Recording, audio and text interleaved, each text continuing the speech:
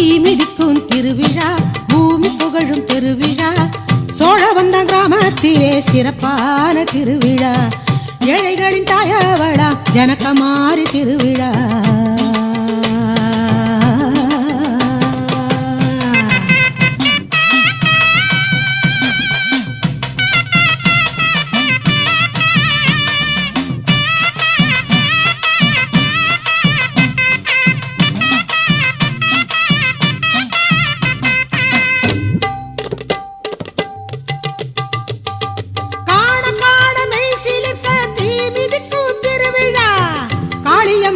நம்பி மக்கள் தீயில் குதிக்கும் விழா,